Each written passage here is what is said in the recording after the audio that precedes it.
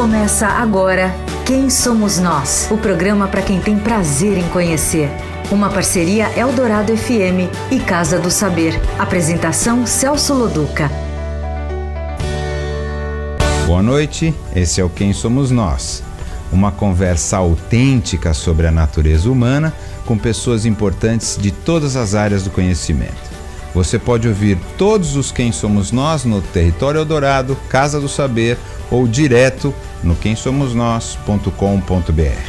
Continuando a série Tabus, hoje vamos conversar sobre prostituição com a, óbvio, prostituta Lola Benvenuti, ou Gabriela Natália Silva, que é o nome de nascença dela. Boa noite, Gabriela, ou boa noite, Lola. Boa noite. Quem é você?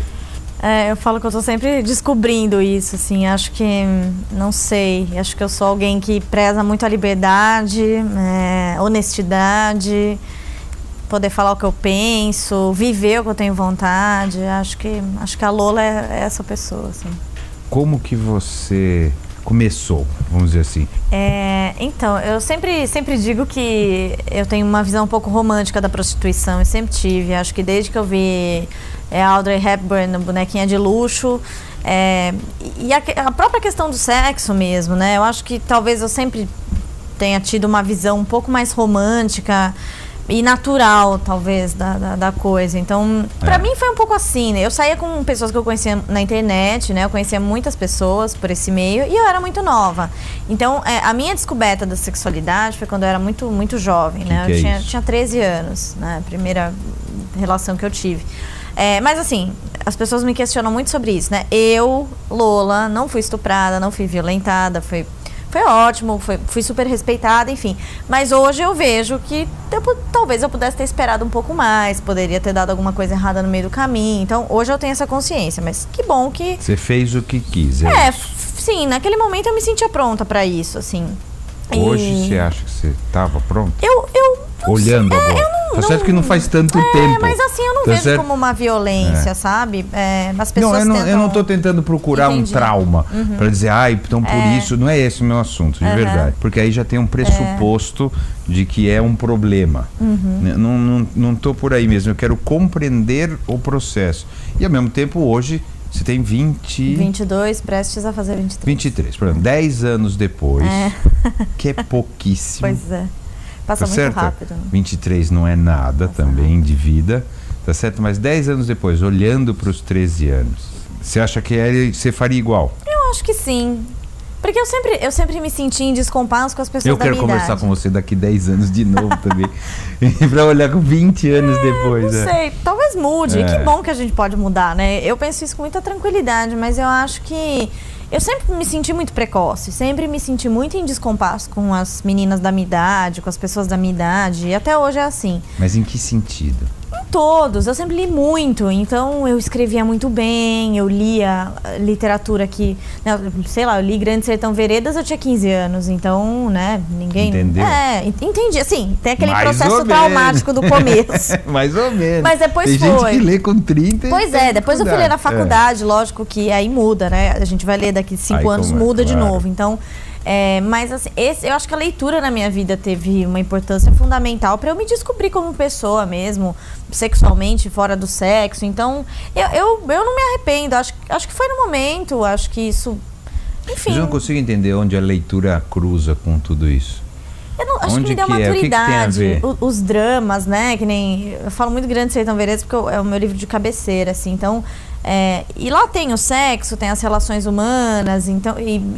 Mas com uma complexidade que eu garanto Sim. que você não entendeu nada com 13 anos. Eu entendi bastante, acho. Lógico, algumas coisas mais profundas eu fui entender na faculdade porque eu estudei esse livro, eu tive prova desse livro, eu estudei os críticos literários, então é lógico que é diferente. Melhorou depois. É lógico, mas assim, aquilo me despertou para algumas coisas. E outros autores que eu li, né, na época, enfim, eu não me lembro agora, mas eu lia...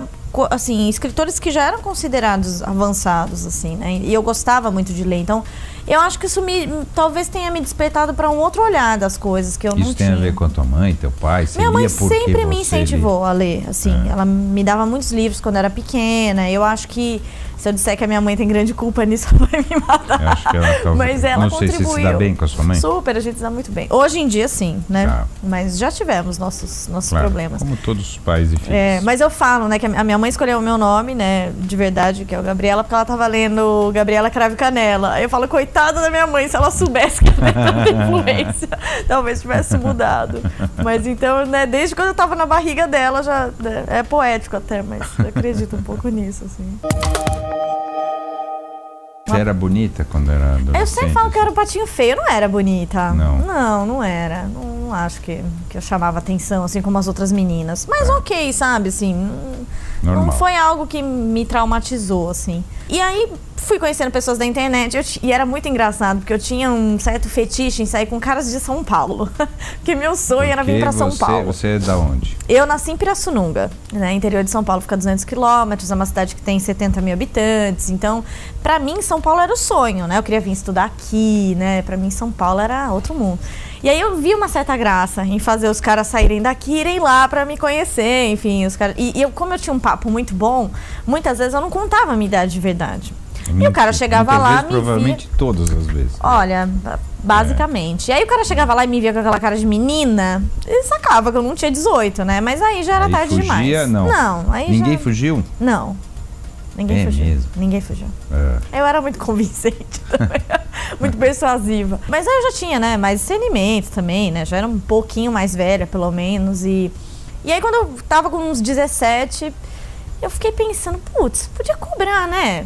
Sei lá. Mas assim, só isso? Não, eu já vinha pensando. Não, nunca. É difícil. Tem um salto aí de raciocínio, não tem? Não. Você fala, tá, tô saindo com o cara. Bom, agora eu vou passar a cobrar. Não é estranho? Eu não vejo não falta alguma salto. coisa? É porque era assim, né? Você não tá simplificando? Não passou nada entre sair com várias pessoas pra cobrar? O que te motivou a cobrar? Se o assunto era sexo, não precisava cobrar. Era a descoberta do sexo. Independente do dinheiro. Ok, né? Como que ligou uma coisa na outra? É isso pra mim que tem um salto. Então, eu acho que, né, talvez nessa época eu tenha visto o filme da Audrey, alguma coisa assim, mas eu já sabia, né, desse universo de prostituição, eu já tinha lido alguma coisa a respeito, eu já sabia que isso existia. E aí, eu sempre pensei um pouco sobre isso, porque na verdade, eu acho isso de um poder, eu acho que isso empodera a mulher. O cara quer pagar pra sair com você. Ao contrário do que as pessoas dizem, que elas acham que isso é objetificar a mulher, eu acho que é empoderamento. Eu acho. Essa é a minha visão. Há controvérsias, mas nós não vamos entrar nessa agora. Eu achava você se sentia isso. poderosa Eu achava porque o cara tinha que fazer alguma coisa, tinha que ir de São Paulo. Antes tinha que ir de São Paulo até... É o equivalente isso, ao sair isso. de São Paulo até Pirassununga. Talvez isso. Entendeu? Então você fala, significava a mesma coisa. É um poder. Você queria submeter os homens. Talvez isso. De falar sentir assim, que... tá vendo?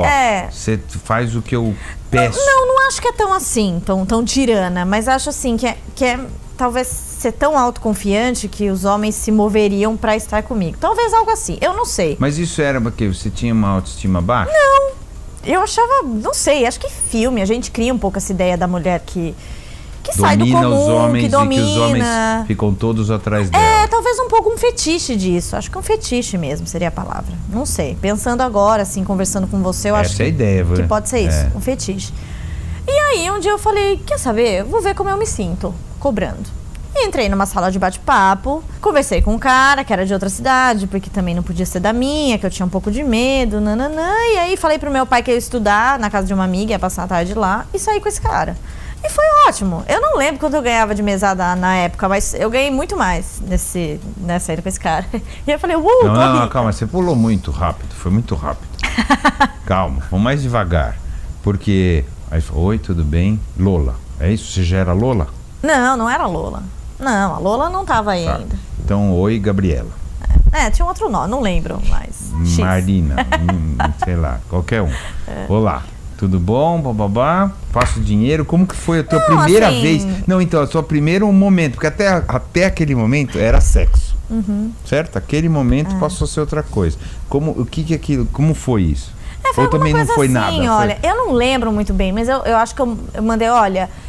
eu entrava como fulana GP, alguma coisa assim, na sala de bate-papo. E aí as pessoas mandavam assim, eu tenho interesse. Aí eu criei uma frasezinha assim, olha, eu sou morena clara, eu tenho tanto de altura, eu peso tanto, tenho um rosto delicado, era alguma coisa assim, eu não lembro muito Não, bem. vai que é legal, conta. E aí eu mandava. Aí o cara falava, eu tô interessado, você tem foto? Aí ia pro MSN, alguma coisa assim, eu mandava por e-mail, eu não lembro muito bem. Mas eu não tinha foto assim, eu tinha uma foto, sei lá, de corpo, bem rudimentar, não tinha nada muito sensual, mas eu tinha um papo muito bom, então... E aí convenci o cara, ele falou, não, tudo bem, então, tal dia, tal hora, quanto é... E aí foi assim. Não, mas eu quero saber você, como chegou pro cara e pegou o dinheiro a primeira vez. Como você se sentiu? Eu achei incrível. É verdade? Você falou, eu pensei, eu quase dei um pulo de felicidade na frente dele. Foi muito engraçado. Eu nunca me senti mal, nem nessa vez, assim. Não... Você ainda morava em Pirassununga, Isso, morava com seus pais. Aí em algum momento você mudou para São Paulo, é isso? Aí assim, eu fiz mais uns 5 programas lá, desse jeito. Com as cidades em volta. Só que eu tava em época de prestar vestibular, já tava estudando pra isso, era um momento decisivo, eu falei, eu vou focar nisso. Aí isso aí, uma outra hora eu retomo, deixa pra lá. E aí me matei pra entrar na faculdade, passei direto, fui fazer a Federal de São Carlos.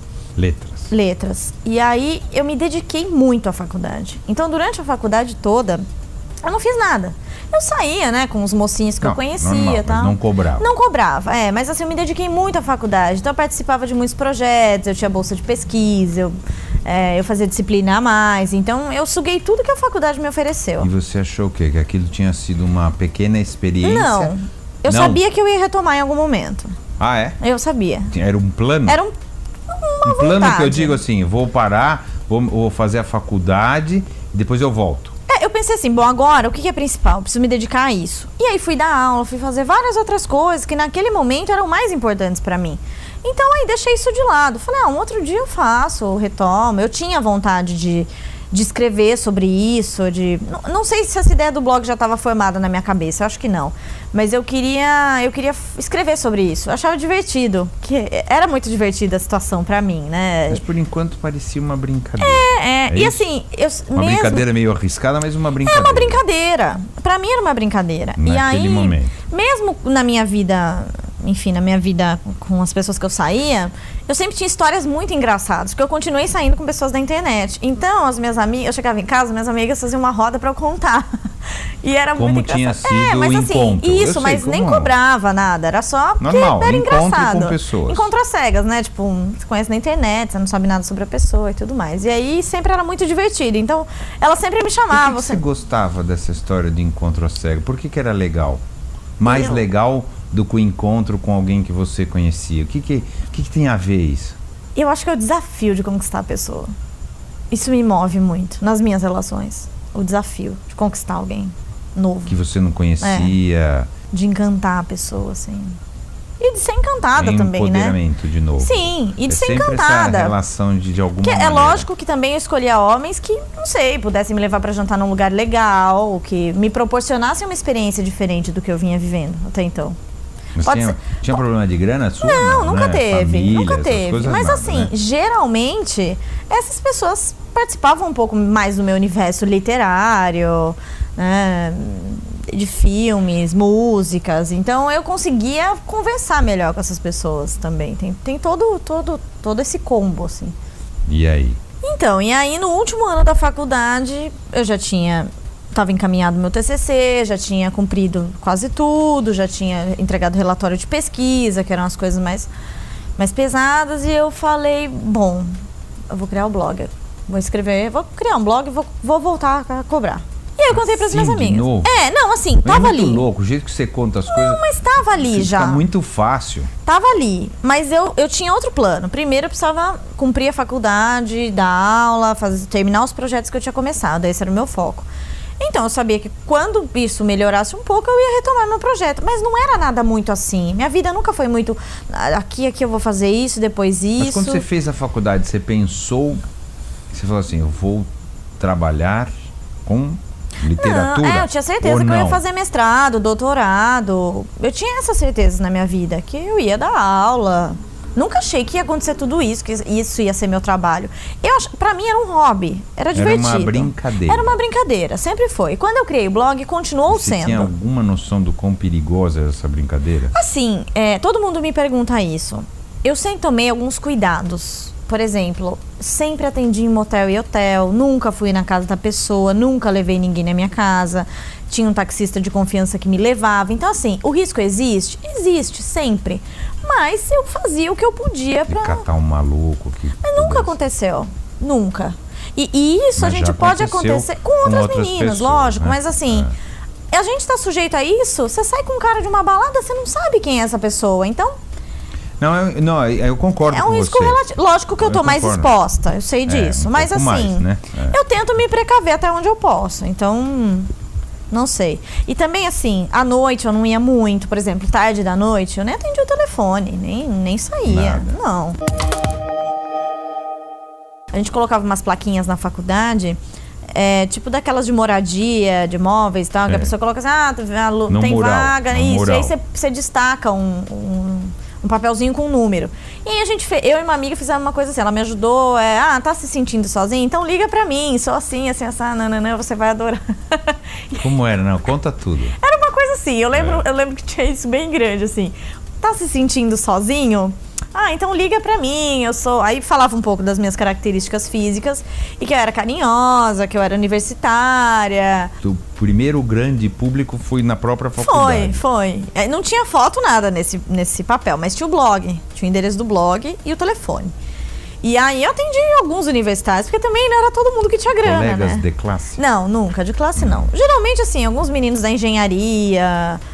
novatos, tinham acabado de entrar, virgens, desesperados para perder a virgindade. E aí, nessa época, eu cobrava, estudante pagava meias. Não é verdade. Juro.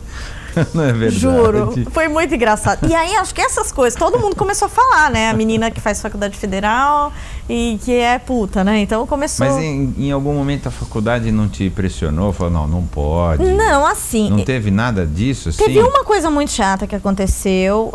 Lógico que eu chegava e comecei... O primeiro grande impacto... As pessoas sabiam que era você primeiro? Então, uma primeiro... coisa é o telefone, o blog e alguém. Mas elas ligavam com você, então, isso? O primeiro impacto que eu tive... de que isso tinha tomado conta da cidade, foi um dia que eu fui pagar uma conta na lotérica e todo mundo paralisou. Aí a moça falou assim pra mim, posso te falar uma coisa? Eu falei, pode. Aí ela, a gente ama o seu blog.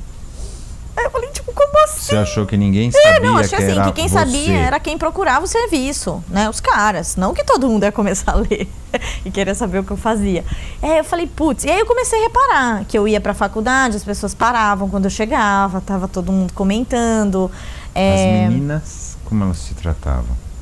Que letras também, é todo mundo meio né, tal. Então, assim, e eu tive poucas e boas amigas. Essas amigas ficaram comigo o tempo todo. Eu nunca fui muito de prestar atenção no que as pessoas estavam falando. Só que tiveram algumas situações que eu não tinha como fugir mesmo. Que uma foi que riscaram meu carro inteiro, eu tinha acabado de comprar. Na faculdade? Não, uma pessoa assim, eu ia numa academia lá perto, e aí meu carro ficava lá, e aí alguém riscou. Alguma mulher traída, provavelmente, né? Porque ele escreveu, saiu com meu marido. Escreveu um monte de coisa. Deve ter acontecido.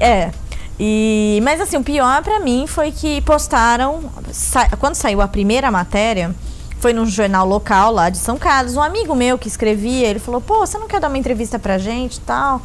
Aí eu falei, bom, sei lá, né, acho que não vai dar muito em nada, então tudo bem. Dei a entrevista e alguém postou na página do Facebook da Letras da faculdade. E aparecia você, seu aparecia nome, tudo. Não, tudo. aí aparecia tudo. E as pessoas já estavam sabendo disso, né, que isso estava acontecendo. A pessoa só colocou lá. Meu, nossa. Uma das minhas professoras escreveu um poema acabando comigo. Ela me ofendeu, assim, na frente de todo mundo. E aí eu fui conversar com ela um dia na sala dela, ela falou um monte de coisa pra mim, me acusou de várias coisas, assim... Ela acabou comigo. O quê? Assim, questões do TCC, por exemplo, aquilo... Ela se sentiu tão ofendida, acho que por se sentir um pouco mãe, talvez, um pouco protetora, sabe? Que ela apontava o dedo na minha cara e me acusava, sabe? De ser uma mentirosa, de... Não fazia o menor sentido o que ela falou. Eu saí chorando, assim, destruída. Aquilo acabou comigo. E aí... depois eu fui sentir isso, não só lá, mas assim, eu fui conversar com algumas pessoas por conta do mestrado e tudo mais, e eu senti muita resistência de pessoas que inclusive lidavam com sexualidade. Assim, ó, ninguém falou pra mim, olha, seguinte, eu não vou te orientar porque eu vou comprar uma briga aqui, não. Mas assim, olha, não, porque olha, realmente não presta esse mestrado. Acho que é muito difícil, porque você fez letras, como que você vai estudar uma biografia da sociologia, por exemplo? É difícil, né? Assim, eu senti um desencorajamento. Eu conversei com alguns professores que foram uns bundões, sabe? Assim, eu falei, não tô acreditando, entendeu? Então, rola uma pressão. Você enfrentou isso no ponto de vista, falou, mas é porque... É por causa da minha profissão? Lógico que é. Você fala, mas você não, eu nunca falei, porque eu acho também que, se a pessoa não quer, eu não vou comprar uma briga com ela pra me orientar, entendeu? Então, mas assim, eu senti muito isso, medo. Algum tempo atrás eu fui participei de um documentário de um pessoal de um curso do interior. E eles fizeram um documentário e pediram pra eu participar, e eles queriam, que era sobre prostituição universitária, e eles foram colher alguns depoimentos do pessoal lá na UFSCar. Ninguém quis falar. Sobre você? Um dos professores falou assim, olha, eu posso falar sobre a prostituição, mas assim, mesmo assim, cheio de dedos, ele falou, eu não vou falar da aluna. Entendeu? Então, assim... Tem um trauma lá. Sim, eles não querem falar sobre isso. Eu tenho certeza que eu não seria orientada lá por ninguém. Acho que seria muito difícil. Eu conversei com um professor de outro departamento, de outro campus, e eu sinto que as pessoas têm medo. E também já fui em alguns grupos de pesquisa que gênero e feminismo, e as pessoas olharam pra mim assim, tipo... Porque você... Por essa questão. Que assim... Porque elas acham que o seu corpo é um objeto que os homens utilizam. Exatamente. Então assim, tem as feministas que me amam... E você tem o ponto de vista que acha que eu é que uso os homens e o dinheiro deles, é isso? E aí, é o que eu digo, é lógico que existem casos em que as mulheres são tratadas dessa forma, e eu acho que existe um problema. Algumas prostitutas são tratadas assim mesmo. Muitas, e se sentem, talvez, sim. Né? Muitas. Questão financeira, questão de não ter as meninas que ficam nas estradas. Não é a tua história, sim, tá certo? Mas tem muitas outras como eu, entendeu? As pessoas ficam vitimizando. E aí eu fui uma vez num debate na talvez USP. Assim, não é a tua história. A tua história mas tem muitas que têm histórias como eu. Mais exceção do que regra, sim. Não é isso? É que ninguém quer falar sobre isso. Eu conheço muitas outras meninas que estão na mesma situação que eu. Estão bem, estão num super flat legal, estão atendendo, lidam bem com isso, escolheram, mas elas não querem falar. Não, eu entendo. Essa é outra pergunta que eu vou te fazer, porque você quis falar. Mas é assim, a gente tem que reconhecer que talvez a maioria não foi uma opção. Talvez. No teu caso é uma opção.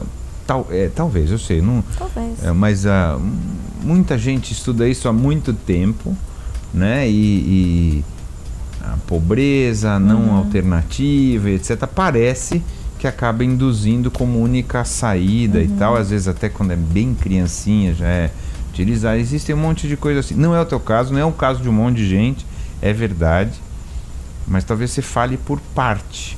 Mas eu acho o seguinte... Das pessoas e não pelo todo. Eu acho que a faculdade, principalmente, tem que ser um lugar onde eles têm que estar abertos para novas pesquisas. Pô, todo mundo fala mal da prostituição. Prostituição, tráfico de pessoas, objetificação da mulher, vitimização, ok. Acontece, se tem uma pessoa que quer falar outra coisa...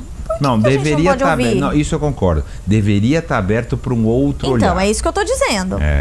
Não necessariamente negar essa estrutura. Exatamente. Porque tem uma estrutura mafiosa em cima de prostituição que é verdadeira. Sim. Né? Não é uma invenção também. Pois é. Né? Então eu acho que tua posição isso me frustrou. Assim, um olhar já de cara, não.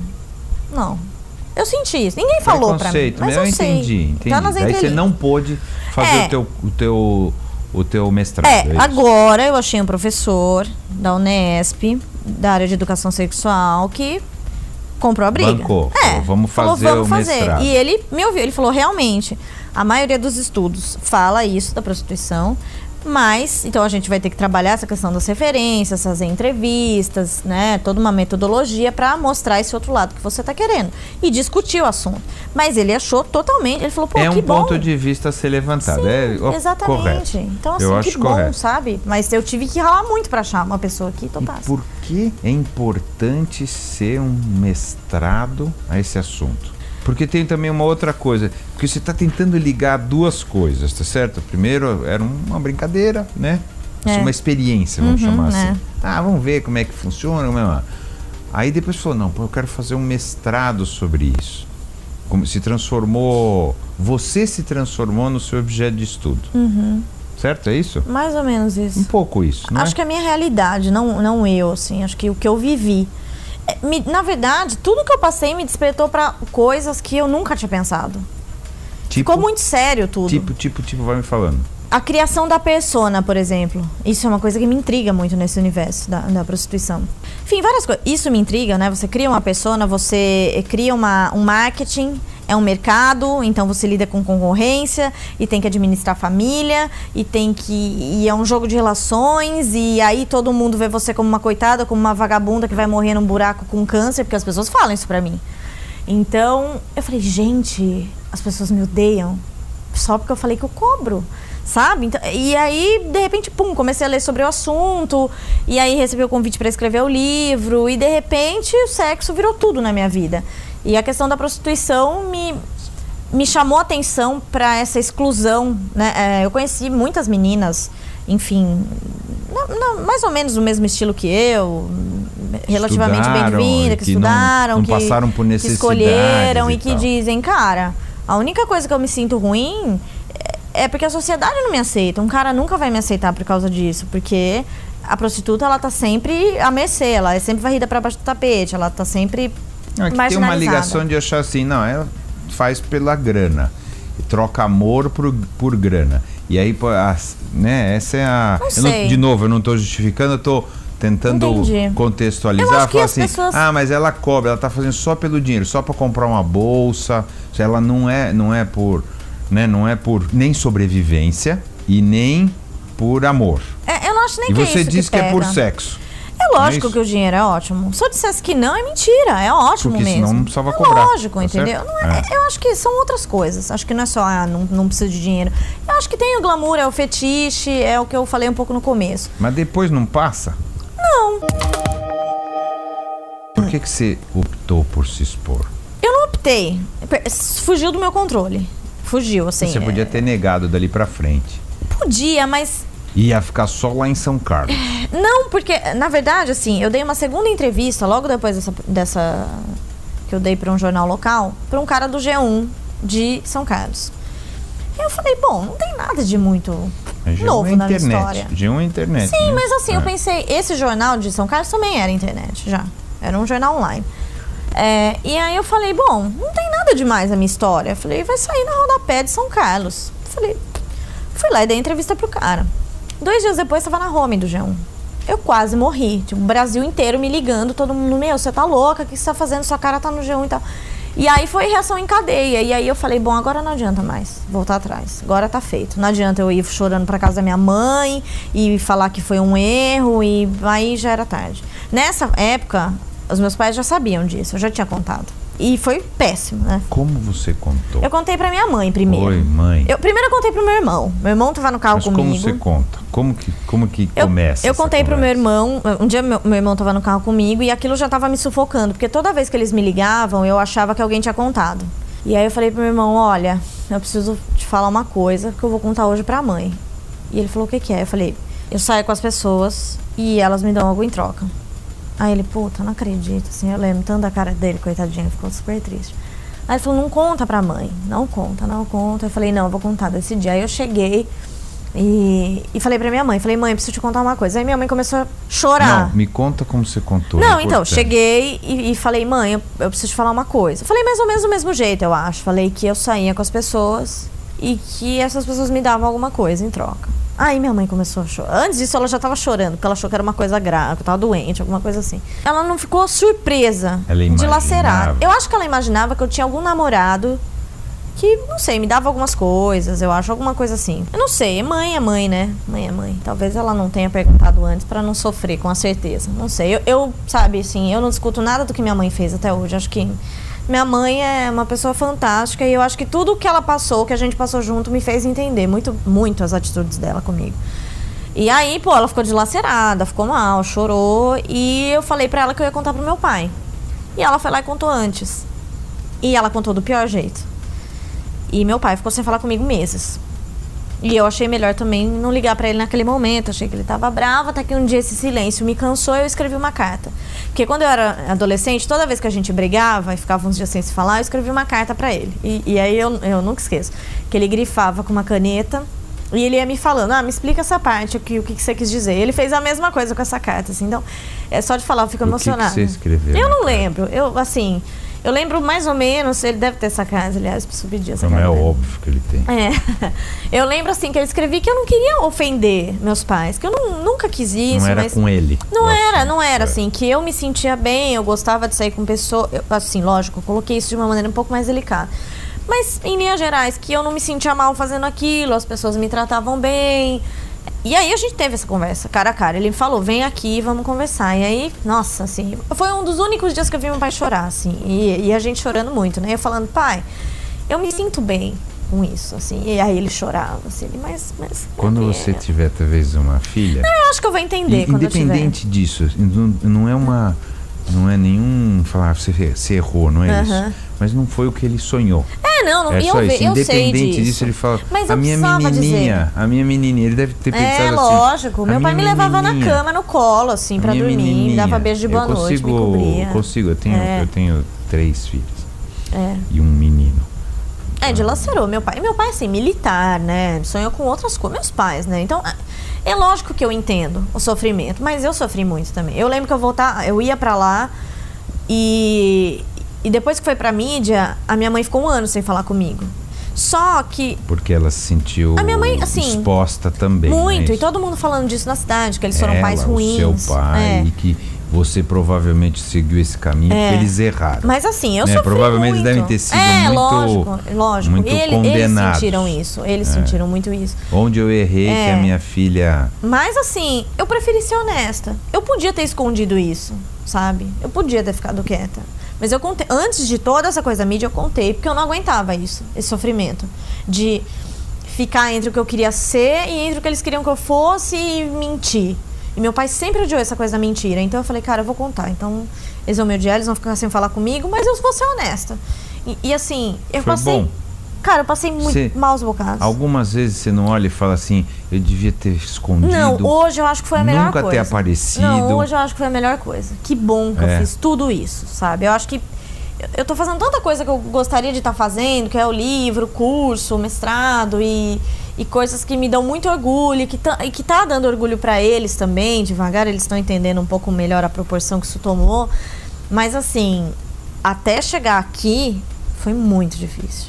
Passar 1 ano sem falar com a minha mãe, assim, no Natal, Dia das Mães, no meu aniversário. Nossa, assim, eu mandar mensagem pra ela, minha mãe não responder. Nossa, eu lembro, assim, é engraçado, porque as pessoas sempre acham que é muito fácil. E não foi. Não, com certeza não é. Com certeza não é. Foi muito difícil. Eu ia pra lá e aí... Eu lembro que eu sempre voltava escutando... Coldplay, assim, coisas bem deprimentes, aí chorava tudo que eu tinha que chorar. Você também exagerava, não é? Você estava afim já de ir até o fim de chorar. E aí eu fazia assim, ouvia, né, tal, mas puta, foi muito difícil. Eu queria que você me passasse um pouco a impressão de todas as pessoas que você conheceu, né? Na profissão ou fora da profissão. Quem que você acha que nós, seres humanos, somos sobre o teu ponto de vista, sobre o ponto de vista que você escolheu para viver até agora? Eu acho que as pessoas são muito carentes hoje em dia. Não é nem uma carência sexual, é uma carência afetiva. As pessoas são muito sozinhas, elas querem falar sobre o dia delas. A maioria das pessoas que eu lido, dentro e fora da profissão, são pessoas muito carentes, sabe? Que querem ser valorizadas como homens, como mulheres. E elas querem transar, sim, mas elas querem um olhar, um carinho, querem conversar sobre o livro que elas compraram e leram agora, sobre o dia estressante no trabalho. As pessoas não têm paciência, sim, eu acho. Sozinhas? Solidão. Você é sozinha? Não, eu não me sinto mais, hoje em dia. Eu já me senti muito só, muito mesmo. Mas hoje não, hoje eu me sinto cheia de gente querida, assim, estou muito bem com isso. Que você preenche parte da solidão das pessoas, é isso? Eu acho também, assim, às vezes eu escuto coisas, assim, tão íntimas das pessoas, tão tristes, que eu não sei, eu tenho um amigo, é um namoradinho, né, e sempre que qualquer coisa que ele faz pra mim, eu agradeço, eu reconheço, né, e ele fala, cara, eu não sei o que você já passou na sua vida, mas...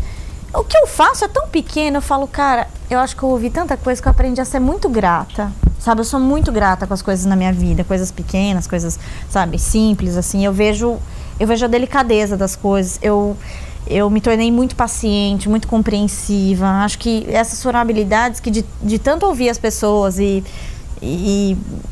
participar das mazelas das pessoas, me deu um novo olhar, sabe? Então, putz, eu me sinto muito mais feliz. Sim, nossa, muito. Quando você ouve as tristezas de cada um, a solidão de cada um, as dores de cada um, sim, você fala, bom, eu não tô tão ruim assim, é isso? Não, eu não sinto isso. Eu falo, cara, puta, eu tô muito bem. Eu penso sempre isso. Que bom que eu tô aqui com essa pessoa e que ela confia em mim pra contar isso e que tá sendo... Não sei nem se é confiança, talvez seja... Não, acho que é muito difícil. Eu sinto pra pessoa que é muito difícil ela falar. Assim, as pessoas ficam pensando o que eu vou pensar, sabe? Assim, é difícil pra elas falarem também. Mas elas... Eu não sei, talvez a dor seja tão forte, ou não sei, que elas queiram... Não tinha ninguém pra colocar pra fora. Mas assim, eu tenho uma relação de amizade com algumas pessoas mesmo, de carinho, e aí, tá tudo bem, pô, vamos tomar um café, vamos, sabe, assim, Isso me ensinou muito sobre a vida. Todo mundo fala pra mim, mas você é muito precoce, né, você é muito madura. Eu falo, nossa, eu acho que eu já passei por já ouvi tanta coisa, já passei por tanta coisa, e isso misturado à minha fase de tristeza e de alegria, que isso me tornou uma pessoa muito melhor, assim mesmo. A prostituição me tornou uma pessoa muito melhor. E posso falar com certeza que durante todo esse processo de amargura e de tristeza, que podia ter dado muito errado. Eu nunca usei uma droga, nunca bebi pra atender um cliente ou pra ficar sozinha e ficar bem, sabe? Então, eu passei por tudo isso. Você é um pouco rabuda, né? Você sabe disso. O quê? Assim, sortuda, né? Não, sim, eu concordo. Rabuda nesse sentido. Desculpa, eu sei que o assunto ficou meio estranho, mas eu quis dizer rabuda de sortuda. Esbarrou em muita coisa... E eu vi muita coisa. Isso, né? Assim, eu quero escrever um dia sobre isso, não sei se no blog, não sei, um livro, mas quando eu morava nesse hotel e mesmo antes, né, em São Carlos, eu vi muita coisa. E isso me fez mal. Ver as pessoas se deteriorando com droga, com bebida, e aí hoje é uma escolha que eu não atendo gente que usa droga. Sim, que esteja drogada, que esteja usando. Você recusa? Recuso. Eu não gosto, porque eu nunca usei e parece que eu tô concordando com isso, com a pessoa indo pro buraco, e assim, eu vi coisas muito ruins mesmo. Então, isso foi um alarme, sabe? Foi, acorda, olha onde você tá, e é isso que você quer pra você, sabe? Então, de fato, eu acho que eu tive muita sorte, porque tem muita gente que, e não só garota de programa, mas muita gente que usa isso como fuga, né? Então, putz, eu vejo que eu cheguei até aqui, sabe, ilesa, bem, minha família tá comigo, consigo voltar pra lá quase todo fim de semana, a gente tá unido, eu tô fazendo as coisas que eu gostaria de fazer. Putz, não consigo imaginar algo melhor do que isso, sabe? Mesmo. Tá bom, obrigado. Você ouviu Quem Somos Nós? Uma parceria Eldorado FM e Casa do Saber. Apresentação Celso Loduca.